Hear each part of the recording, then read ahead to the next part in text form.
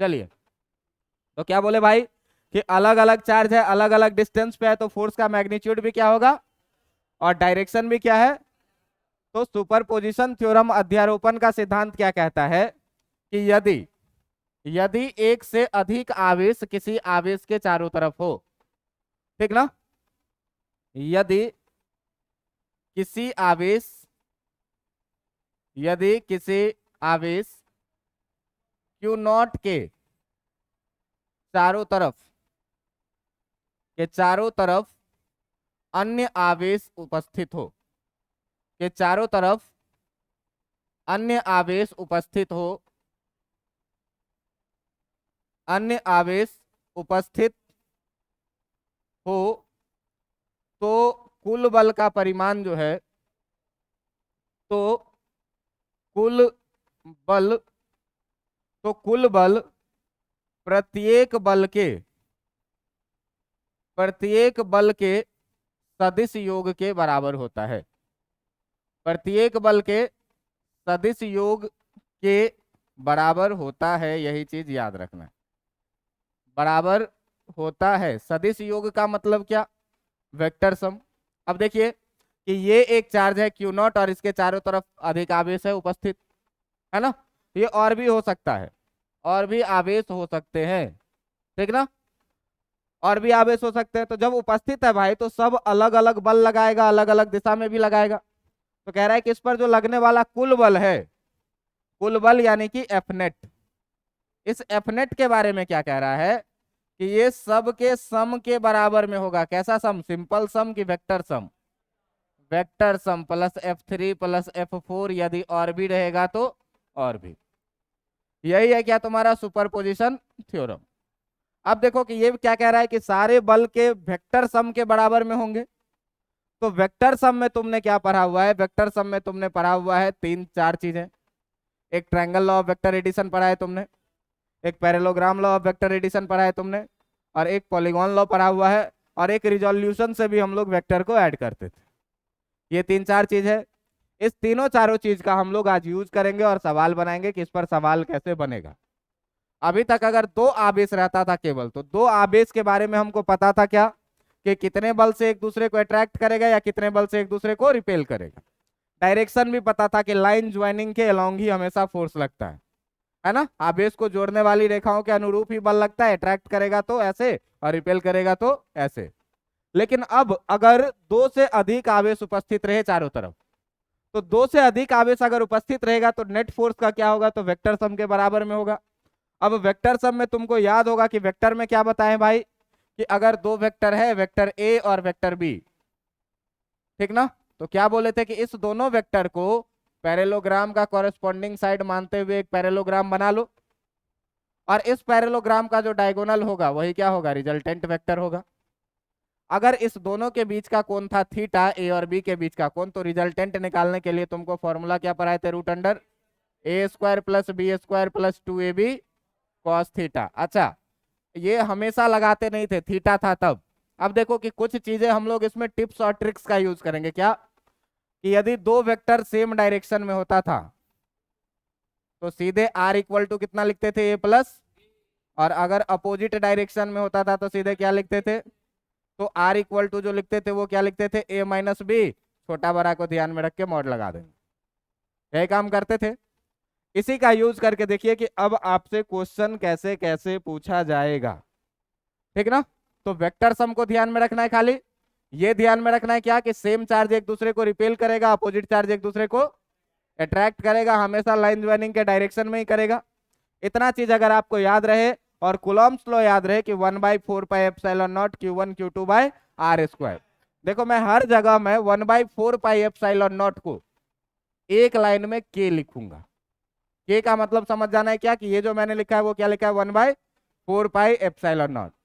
अब देखो कि तुमसे क्वेश्चन कैसे कैसे पूछे जाएंगे। क्वेश्चन कैसे कैसे पूछे जाएंगे, ये देखो, मान लो कि ये एक तुम्हारा इक्विलेटरल ट्रायंगल है। इक्विलेटरल ट्रायंगल का बोले तो समबाहु त्रिभुज, ठीक ना। अब इस समबाहु त्रिभुज में क्या कह रहा है कि इसके तीनों वर्टेक्स पर एक चार्ज है, यहां भी प्लस क्यू, यहां पर भी प्लस क्यू, यहाँ पर भी प्लस क्यू। इसके तीनों कोनों पर 3 चार्ज रखा हुआ है, तीनों का परिमाण कितना है, प्लस क्यू और प्लस क्यू।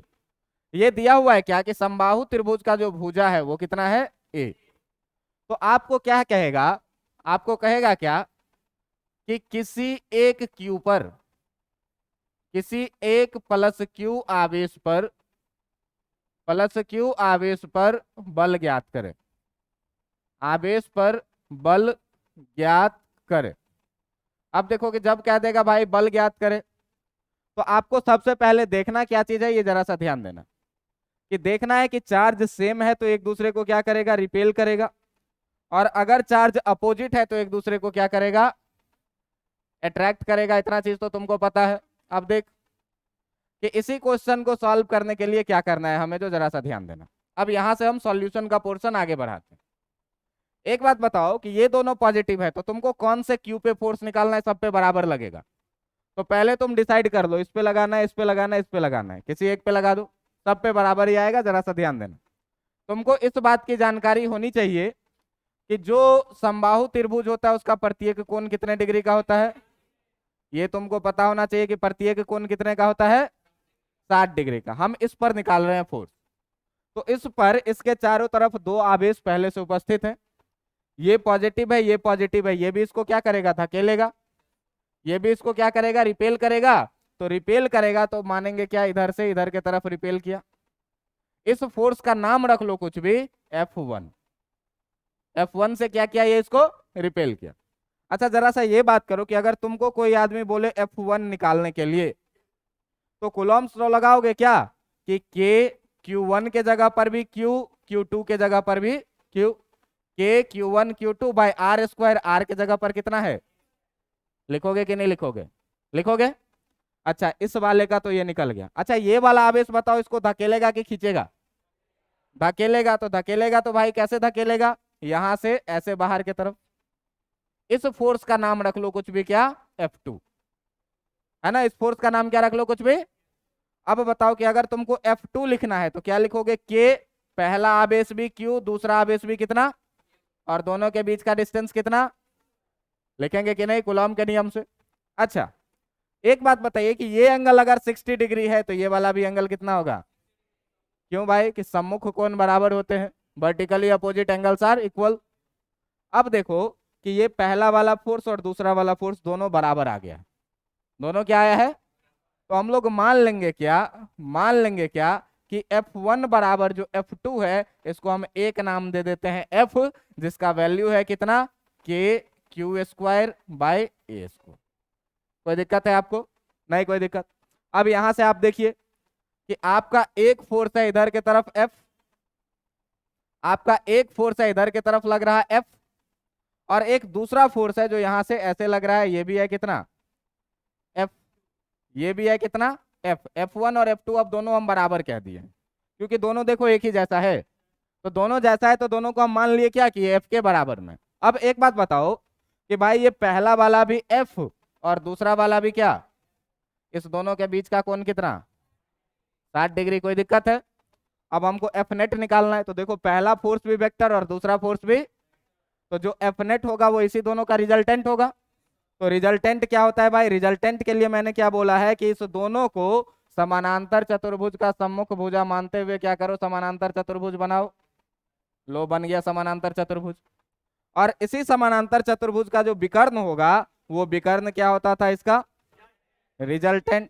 तो भाई साहब ये जो हो जाएगा, ये तेरा कौन सा हो जाएगा, ये हो जाएगा तेरा F नेट रिजल्टेंट, यही होगा ना F नेट, यही हो जाएगा रिजल्टेंट। अब बताओ A पता है, B पता है, थीटा पता है, तो F नेट निकलेगा कि नहीं, कैसे निकलेगा भाई, तो फॉर्मूला लगाएंगे R equal to A square plus B square plus 2AB cos theta का। तो देखो जब F नेट लिखोगे यहां से, तो F नेट जो लिखोगे तो लिखोगे कितना, रूट अंडर A स्क्वायर, तो पहला वाला भी क्या है F स्क्वायर, B स्क्वायर यानी कितना प्लस 2AB कॉस कितना 60 डिग्री। कोई दिक्कत इसमें। अब देखिए कि ये जो F नेट आया है आपका, ये जो आपका F नेट आया वो F नेट आया root under F square plus F square plus 2F, F को F स्क्वायर लिखेंगे और cos 60 डिग्री का वैल्यू 1/2 लिख देंगे। तो कोई दिक्कत, 2 से 2 कैंसिल होगा। ये बात बताइए कि एफ स्क्वायर और F square root under 3 times F square होगा। एफ स्क्वायर रूट के अंदर में है तो रूट के अंदर में 3 ऐसे ही रह जाएगा, एफ बाहर आ जाएगा क्या? अच्छा ये बताइए कि एफ का वैल्यू के Q square by A square है, तो है तो भाई साहब जब ये वैल्यू डालिएगा तो root 3 times K Q square by A square करेंगे, यही आंसर हो जाएगा एफ नेट। अब बताइए रूट 3 का वैल्यू पता है कि नहीं, के का वैल्यू पता है कि नहीं, क्यू का वैल्यू पता है कि नहीं, सवाल में दिया रहेगा 1 कूलम 2 कूलम जो भी है, और डिस्टेंस भी एक पता रहेगा कि नहीं रहेगा। समझ में आया कि नहीं आया? समझ में आया? इसी तरह से क्या करना है, सवाल बनाने हैं। कुछ किए नया, पूरा वेक्टर लगाए, तो वेक्टर इतना दिन से पढ़ाने का यही मकसद था कि यहाँ पर आपसे क्या हो, सवाल बने। आपके पास सवाल में कह रहा है कि एक वो क्या बोलते हैं, समबाहु त्रिभुज है, समबाहु त्रिभुज के तीनों भुजाओं पर आवेश रखा हुआ है, कितना, तीनों कोनों पर plus Q plus Q plus Q आवेश रखा हुआ है। अब plus Q plus Q plus Q आवेश रखा हुआ है तो तुमको कह रहा है कि किसी एक आवेश पर तुम बताओ कि बल का कुल परिमाण कितना होगा। तो हम किसी एक आवेश को पकड़ लेंगे, सब पे बात करेंगे तो वही कहानी होने वाली है। किसी एक आवेश को पकड़े, देखे कि भाई इस पर जो बल लग रहा है, इस पर ये पहला वाला आवेश इसको रिपेल कर रहा है, कितने फोर्स से, मान लिए F1 से। दूसरा वाला भी इसको क्या कर रहा है, रिपेल कर रहा है, कितने से, मान लिए, जरा सा F1 लिखे तो इतना आया और F2 लिखे तो इतना आया, कहाँ से, कूलॉम के नियम से। देखना है कि दोनों बराबर है तो हम दोनों को अलग अलग नहीं मान करके एक मान लिए क्या, F, है ना। अब इसी पोर्शन को हम काट के यहाँ बाहर ले आए, और यही पोर्शन क्या कहता है कि जो तुम्हारा रिजल्टेंट फोर्स होगा वो इसी दोनों का तो रिजल्टेंट होगा। अब यहाँ पर क्या किया भाई, पैरेललोग्राम लॉ लगा दिए।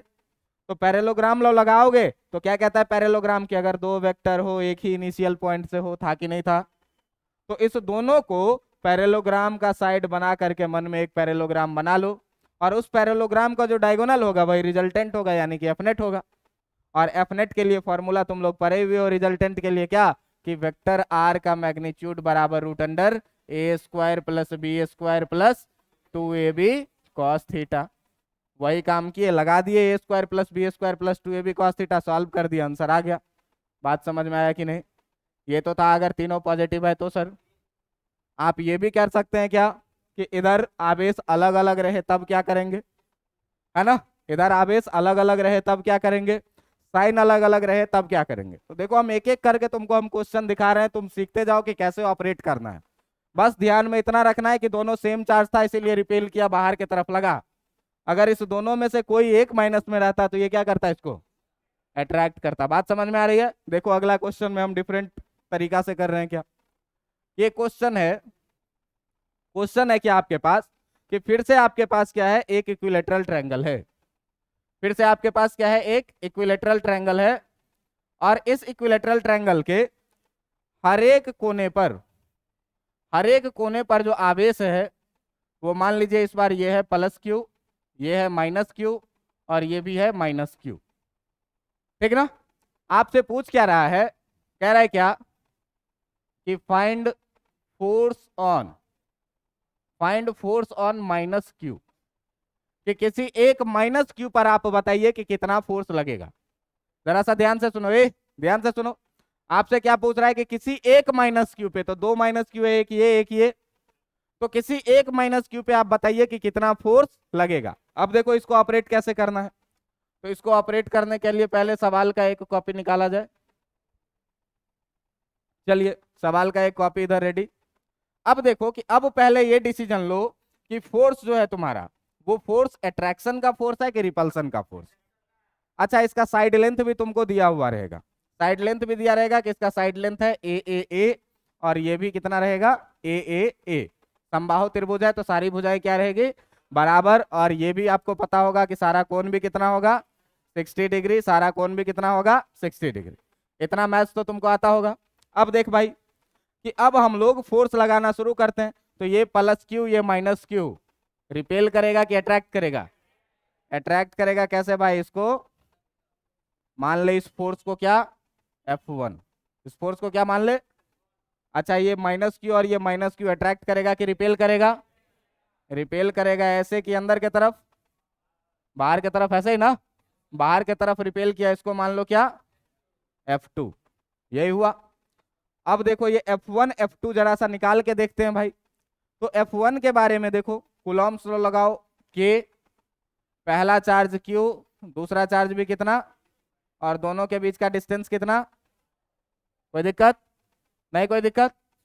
F2 अगर निकालना है भाई तो K, पहला चार्ज भी Q, दूसरा चार्ज भी, दोनों के बीच का डिस्टेंस कितना, वही लिखते थे ना यार, याद करो, दो चार्ज हुआ करता था, +Q1 +Q2, है ना, दोनों के बीच का डिस्टेंस होता था R, तो F इक्वल टू कितना लिखते थे, K Q1 Q2 bye R²। तो अगर इस दोनों चार्ज को लिए तो पहला चार्ज भी Q और दूसरा चार्ज भी कितना, साइन से कोई मतलब, Q1 Q2 बाय दोनों के बीच का डिस्टेंस कितना, A, तो A², है ना। दूसरा वाला लिए K Q1 Q2 bye A², जरा सा ध्यान से देखिए कि दोनों क्या है, दोनों सेम है। तो भाई यहाँ भी हम लोग दो अलग अलग झंझट को एक झंझट मान लेते हैं, क्या कि F1 F2 दोनों किसके बराबर है, F के बराबर मान लिए, बस एक नाम की आसान काम हो जाए। और ये F1 F2 F किसके बराबर में है, तो ये बराबर है KQ² बाय A² के। कोई दिक्कत, इतना में कोई दिक्कत नहीं होगा। अब देखिए इस F1 और F2 का हमको रिजल्टेंट निकालना है, तो पैरेललोग्राम लॉ लगाएंगे सर। अब पैरेललोग्राम लॉ कैसे लगाएंगे, तो जरा सा देखो, ये व्हाइट वाला पोर्शन को हम बाहर निकालते हैं। तो जब इस व्हाइट वाले पोर्शन को बाहर निकालोगे तो एक फोर्स के बारे में कह रहा है क्या, कि ऐसे लग रहा है F, और एक दूसरा फोर्स है जो यहां से ऐसे लग रहा है F, यही कह रहा है कि नहीं। अच्छा एक चीज आप देखिए कि अगर ये एंगल है 60 डिग्री तो ये एंगल कितना होगा, 120 डिग्री होगा, क्योंकि टोटल एंगल कितना है 180 डिग्री का, मतलब ये एंगल तुम्हारा कितना हो गया भाई, 120 डिग्री। अब क्या कहता है कि ये भी आपका F1 F के बराबर में और F2 भी किसके बराबर में, F के बराबर में। कोई दिक्कत इसमें नहीं, कोई दिक्कत। दोनों के बीच का एंगल 120 डिग्री की, ये ऊपर वाला, नीचे वाला, क्योंकि छोटा एंगल हमेशा दो वेक्टर के बीच का एंगल होता है। अब देखो कि इसका रिजल्टेंट लिखना है, तो पहले क्या करो, एक पैरेललोग्राम बनाओ इस दोनों को कॉरेस्पॉन्डिंग साइड मान करके, ये ले बन गया भाई पैरेललोग्राम, है ना। और इस पैरेललोग्राम का जो डायगोनल होगा, कौन सा वाला डायगोनल, जो इसके इनिशियल पॉइंट से होगा, ये वाला डायगोनल, यही वाला डायगोनल क्या हो जाएगा तेरा, यही वाला डायगोनल क्या हो जाएगा तेरा, एफ नेट हो जाएगा कि नहीं। अब एफ नेट लिखने के लिए तुम्हारे पास फॉर्मूला क्या, वही √A² + B² + 2AB cos theta. तो ए के जगह पर कितना, बी के जगह पर कितना, 2AB cos कितना डिग्री, cos 120 डिग्री का वैल्यू कितना होता है, -1/2। तो जब यहाँ पर वैल्यू रखोगे दोस्त, तो ये हो जाएगा F² + F² + 2F² और इंटू -1/, देखो 2 से 2 कट जाएगा, ये -F² और एक +F² भी कैंसिल हो जाएगा, बचेगा कितना, बचेगा कितना एफ नेट, एफ नेट बचेगा √F² जो हो जाएगा कितना, रूट एफ के जो हो जाएगा कितना, एफ के बराबर में, और एफ कितना है, KQ² बाय, बात समझ में आई कि नहीं। इस प्लस परिमाण अलग हो सकता है, लेकिन दोनों -Q पे सेम ही होगा, +Q पे डिफरेंट होगा। +Q पे क्यों डिफरेंट होगा, ये ध्यान से देखो। अगर कोई बोले तुमको +Q पे फोर्स निकालो, तो जरा सा ध्यान देना, सुनो, क्या दिक्कत हो रहा है बोलो। देखो +Q पे निकाल के दिखाते, सुनो, ये नेगेटिव वाला प्लस वाले को क्या करेगा, अट्रैक्ट करेगा, और ये नेगेटिव वाला भी क्या करेगा, दोनों के बीच का कोण कितना, बन जाएगा कि नहीं बन जाएगा, बन जाएगा। बस यही देखना है, √3F जो पीछे वाला था, है ना, सेम कहानी रहेगी। देख लो अगला क्वेश्चन करके, ये समझ में आ रहा है कि नहीं आ रहा है, कैसे काम कर रहे हैं जो। बस खाली ये देखो कि पॉजिटिव नेगेटिव में अट्रैक्शन के रिपल्सन, अट्रैक्शन रिपल्सन पता चले, वेक्टर लगाओ, काम करो। और ये वेक्टर तो बहुत परे हुए हैं यार, √A² + B² + 2AB cos theta तो बहुत परे हुए हैं, परे हुए हैं कि नहीं परे हुए हैं। अब देखिए कि जब परे हुए हैं, तो अगला सवाल आप लोग बना करके दिखाइए, कॉपी निकालिए, बना करके दिखाइए आप लोग। वही सवाल है क्या, एक इक्विलेटरल ट्रायंगल, इस इक्विलेटरल ट्रायंगल के वही सवाल है, ये +Q, ये -Q और ये -Q, साइड लेंथ A। तो आपसे क्वेश्चन क्या पूछ रहा है कि find net force find net force on plus Q, कि प्लस क्यू पे लगने वाला कुल बल कितना है, ये जरा सा निकाल करके दिखाइए। वो तो पते है, निकालो लिख के। अगर ये हो जाता है, अगर ये हो जाता है तो दूसरा सवाल इसके नीचे है, ये भी है एक इक्विलेटरल ट्रायंगल। यहाँ पे है +2q, यहाँ पे है -q, और यहाँ पे है +3q।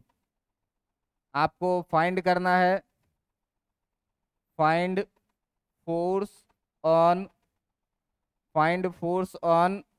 +3q।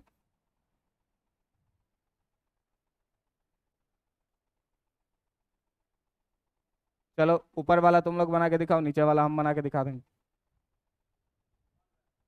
बनाओ बनाओ, बनेगा।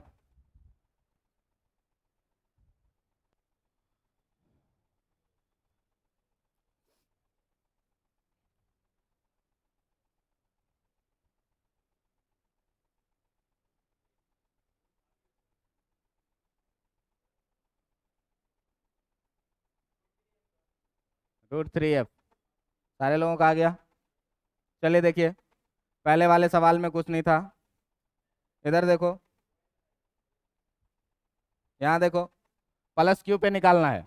ये देखो कि +q को ये पहला वाला चार्ज अपने तरफ खींचेगा, और ये दूसरा वाला चार्ज भी अपने तरफ खींचेगा, अपोजिट चार्ज है तो। इसी को क्या बोलोगे, F1, और इसी को क्या बोलोगे, जरा सा देखो दोनों के बीच का एंगल कितना, 60 डिग्री।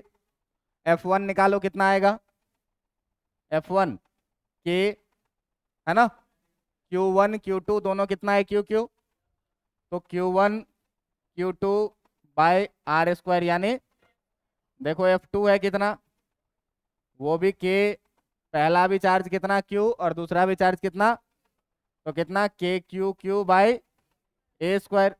जरा सा देखिए कि F1 बराबर F2 है कि नहीं है।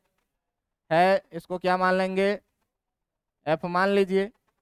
अब देखिए कि जो F नेट होगा वो F नेट कैसा होगा, तो F नेट इसी दोनों वेक्टर का क्या होगा, रिजल्टेंट। तो रिजल्टेंट वाला रूल क्या कहता है कि एक पैरेललोग्राम बना लीजिए, और पैरेललोग्राम जब बना लीजिएगा तो इसी पैरेललोग्राम का जो डायगोनल होगा, इसी पैरेललोग्राम का जो डायगोनल होगा ये वाला, यही क्या हो जाएगा, F नेट हो जाएगा।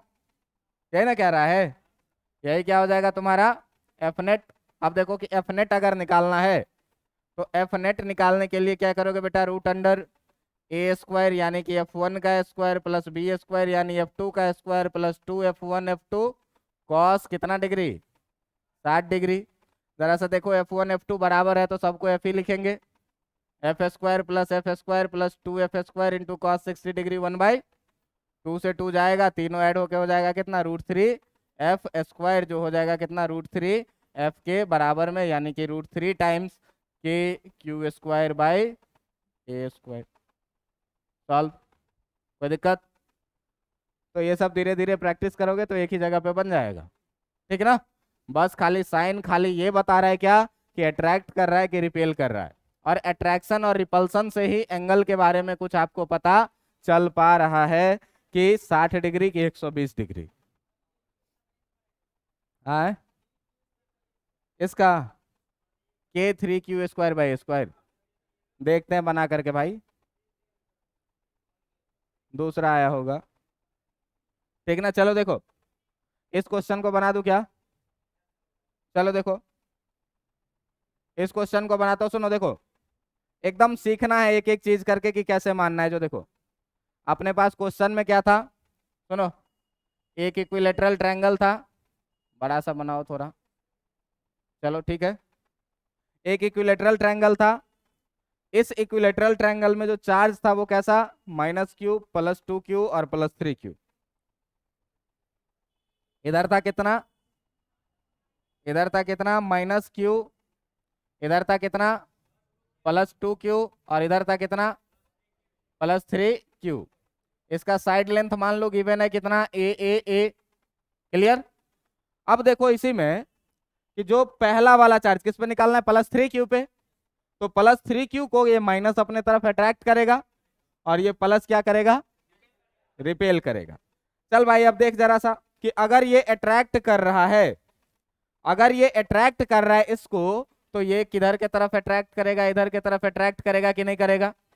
करेगा। इस फोर्स का नाम क्या रख लो, इस फोर्स का नाम रख लो क्या, F1। जरा सा F1 लिखने का बात करो तो जरा सा जब F1 लिखोगे तो देखो लिखोगे K, Q1 के जगह पर Q, Q2 के जगह पर 3Q, Q1 के जगह पर Q और Q2 के जगह पर, और दोनों के बीच का डिस्टेंस कितना है?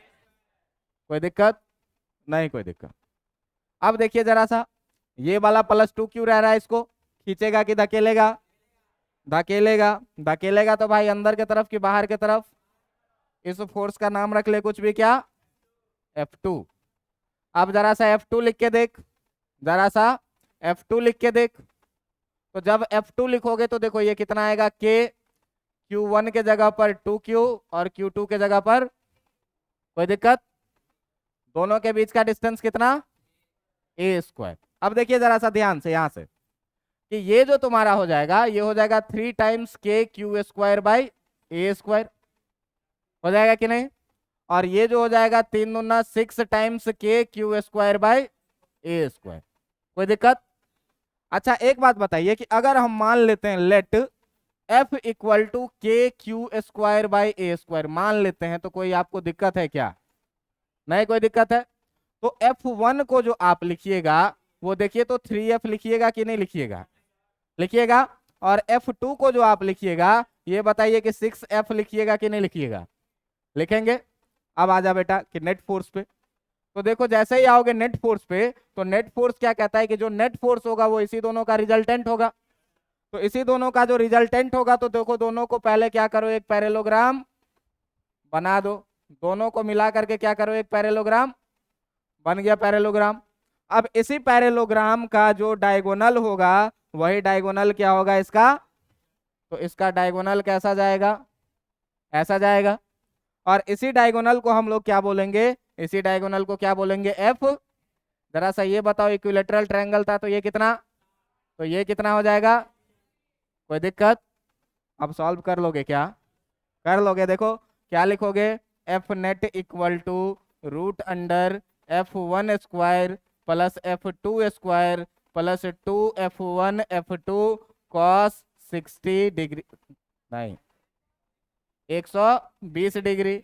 अब जब 120 डिग्री, अच्छा ये नया स्टाइल का रूट है, ठीक ना? चलो देखो, अब यहाँ से F1 का वैल्यू पता है 3F, F2 का वैल्यू है 6F, सब का वैल्यू रखेंगे और लास्ट में F का वैल्यू क्या रख देंगे, KQ1 Q2/R। सॉल्व हो जाएगा। करिए सॉल्व, करिए इसको, करिए सॉल्व। सर कर दीजिए ना, काहे माथा भुकाते रहते हैं आप? हाँ समझ में आ रहा है, समझ में आ रहा है? अच्छा अब भी किसी के मन में ऐसा सवाल आ रहा है क्या कि पॉजिटिव नेगेटिव ये सब, कम ज्यादा चार्ज, ये सब का क्या करेंगे? सब सवाल सॉल्व हो रहा होगा। पॉजिटिव नेगेटिव कुछ नहीं, खाली पॉजिटिव नेगेटिव ये बता रहा है कि अट्रैक्ट कर रहा है कि रिपेल कर रहा है, और उसी से एंगल डिसाइड हो रहा है। एंगल डिसाइड हो रहा है, वेक्टर सम लगा रहे हैं, काम हो जा रहा है। वेक्टर सम लगाने के लिए कौन बोला, सुपरपोजिशन थ्योरम बोला, है ना? सुपरपोजिशन थ्योरम क्या बोलता है कि डायरेक्ट क्या करिए कि नेट फोर्स जो होगा वो vector sum of all individual force होगा। 27F, √27F, 3√3, ठीक है, ठीक है, हो गया। चलो कितना टाइम हो गया, 51। तब नया कॉन्सेप्ट वाला सवाल नहीं करेंगे, एक और सवाल दिखाते हैं तुमको, ये कर लोगे, कर लोगे? कल कॉपी देखेंगे बेटा, ठीक ना? F1 का वैल्यू देखो यहाँ से रख ही देते हैं यार, F नेट = √F1 का स्क्वायर, तो F1 का मतलब कितना, 3F, तो 3F का स्क्वायर प्लस F2 का स्क्वायर यानी 6F का स्क्वायर प्लस 2 × F1 यानी कि 3F और इंटू F2 यानी कि, और cos 60 डिग्री मतलब -1/2। दो से काटोगे ये, तो 2 से ये कितने बार में, ये 2 कट जाएगा, बचेगा कितना, √9F² प्लस 6 का कितना, 36F², और ये कितना हो जाएगा, -3 × 18F², हो जाएगा कि नहीं? अब देखो ये कितना हो गया, 18 और 9 27, √27F², 3 × 9 = 27, 3√3 एफ यानी कि 3√3 के Q square by A square. कोई दिक्कत? जोड़ घटाव का खेल है दोस्त, जोड़ घटाव का खेल है। चलो देखो अगला सवाल। अगला सवाल देखो कि सर बहुत हो गया ट्रायंगल का मार, सुनिए। हाँ लेते हैं, बहुत हुआ ट्रायंगल का मार, अब की बार स्क्वायर सरकार। चलो अब देखो, अगर स्क्वायर रहे तो, अगर स्क्वायर रहे तो ये स्क्वायर है, जरा सा ध्यान देना। इस स्क्वायर के बारे में क्या कह रहा है कि इस स्क्वायर के चारों वर्टेक्स पर चार्ज है। इस स्क्वायर के चारों वर्टेक्स पर चार्ज है कितना? प्लस क्यू, प्लस क्यू, यहां भी कितना? प्लस क्यू, और यहां भी कितना? तुमको क्वेश्चन में यही क्या कह रहा है कि find force on any plus Q, कि किसी भी प्लस क्यू पर बल का परिमाण बताइए कि कितना होगा। अब देखिए कि अगल बगल में 3 आवेश हैं, अगर इस स्क्वायर का साइड दे दिया ए और ए, ठीक है, तो देखो किसी भी क्यू पर निकालो, इसी पर निकालते हैं। सबसे पहले इसका एक कॉपी बना लेते हैं, नहीं तो पता नहीं चलेगा कि सवाल किधर गया और जवाब किधर गया।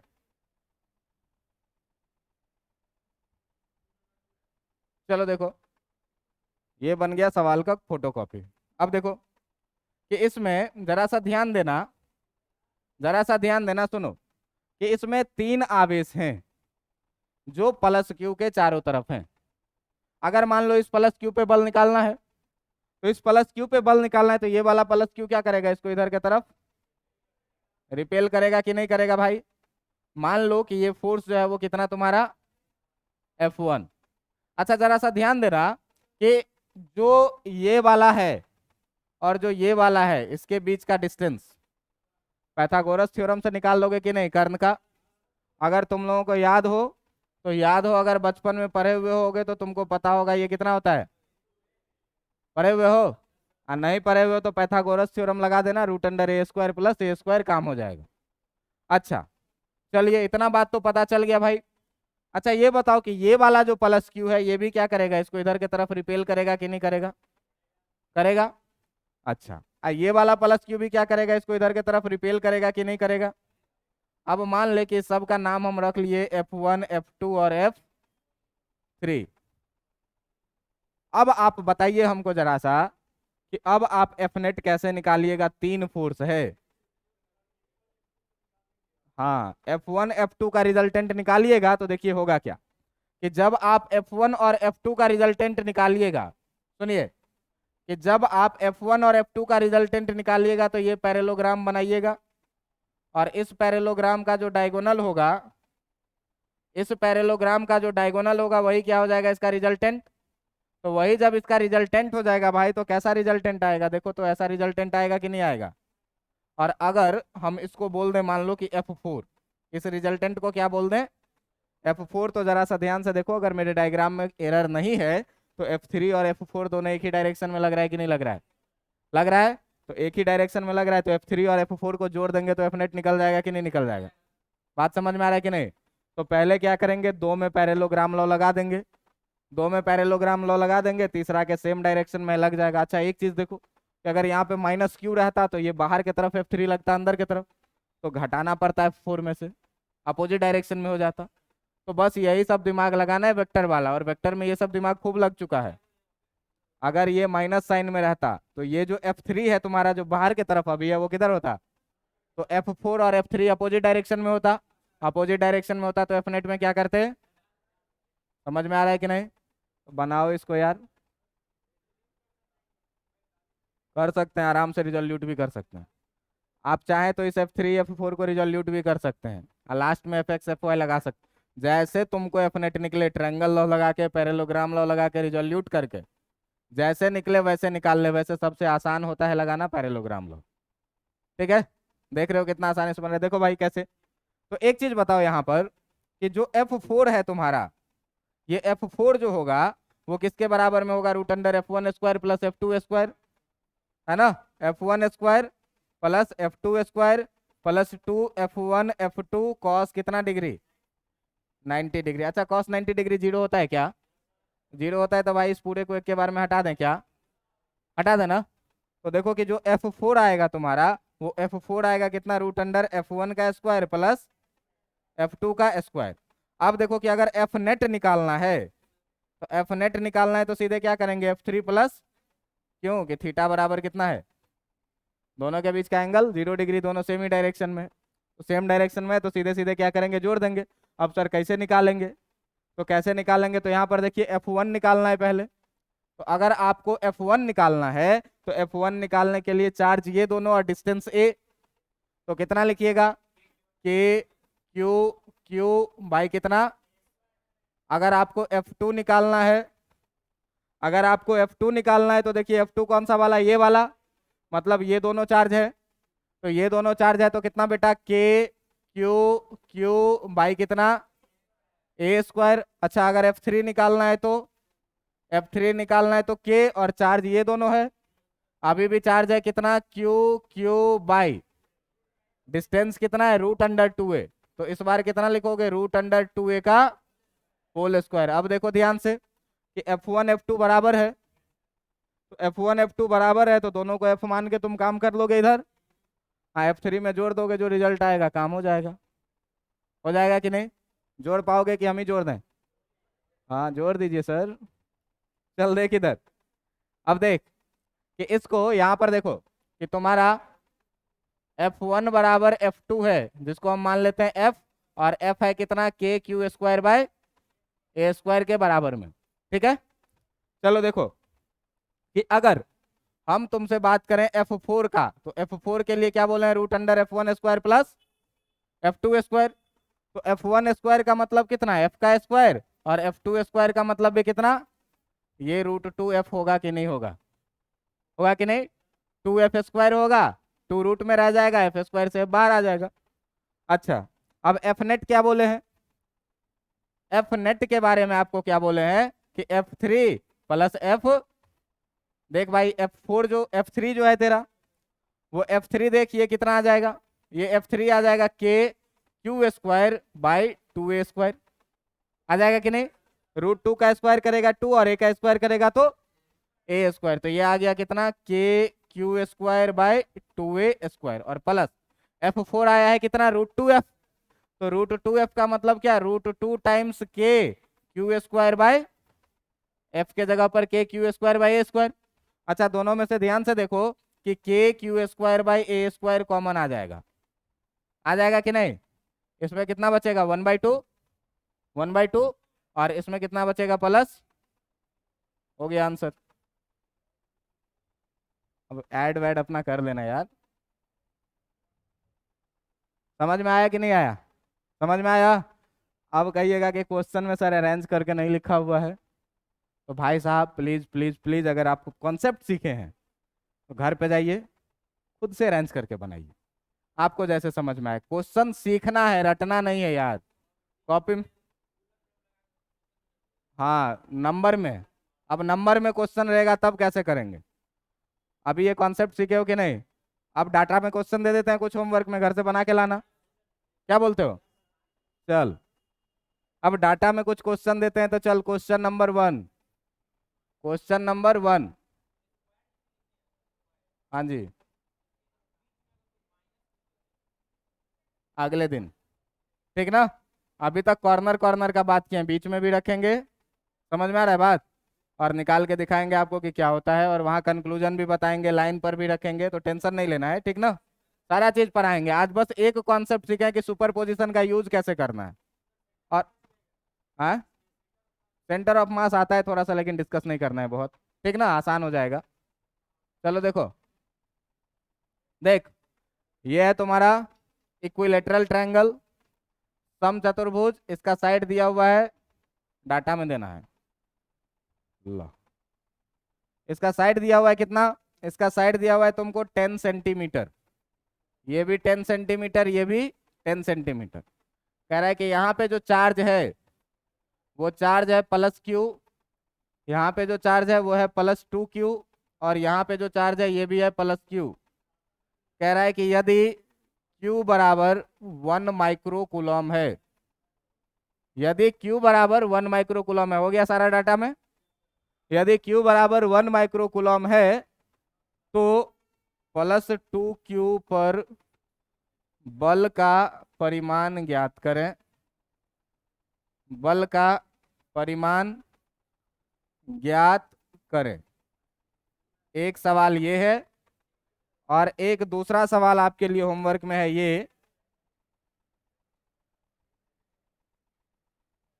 है एक स्क्वायर।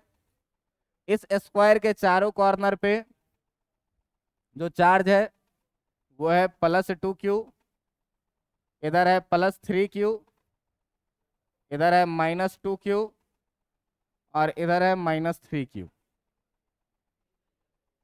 अगर कह रहा है कि इसका जो डिस्टेंस है ये भी है 10 सेंटीमीटर का साइज, ये भी है 10 सेंटीमीटर, ये भी है 10 सेंटीमीटर। कह रहा है क्या कि यदि Q बराबर 2 माइक्रो कूलम है तो -2q पर बल का परिमाण ज्ञात करें।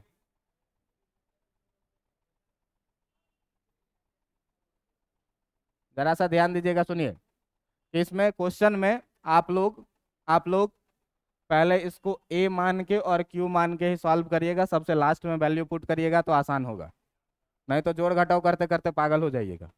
समझ में आ रहा है बात? और दूसरा सबसे बड़ा इंटरेक्शन कि ये माइक्रो कूलम में दिया हुआ है और ये सेंटीमीटर में दिया हुआ है, तो सारे यूनिट को पहले किस में रखना है? SI यूनिट में, मतलब सेंटीमीटर को चेंज करना है और माइक्रो कूलम को चेंज करना है। ये सब चेंज करने तुमको आता होगा, तो जब आता होगा तो इतना बना करके कल आना, और पीछे मैं जितना भी क्वेश्चन आज करवा दिया उतना करके आना। फिर अभी 2-3 दिन खाली क्वेश्चन क्वेश्चन क्वेश्चन करेंगे, और तब यहाँ से आपका जब लेवल बिल्डअप होगा ना क्वेश्चन करने का, घर से निश्चित रूप से बना करके लाइएगा, इतना कम से कम जितना यहाँ करवाए हैं, और समझ करके आइएगा। अगर समझ में नहीं आए तो घर पे जाना है, वेक्टर रिवाइज करना है, और वेक्टर रिवाइज करके तब आना है, ठीक ना? क्योंकि तुम देख रहे हो कि वेक्टर का यूज कैसे चल रहा है, जो है ना, वेक्टर इग्नोर करने लायक चीज नहीं है।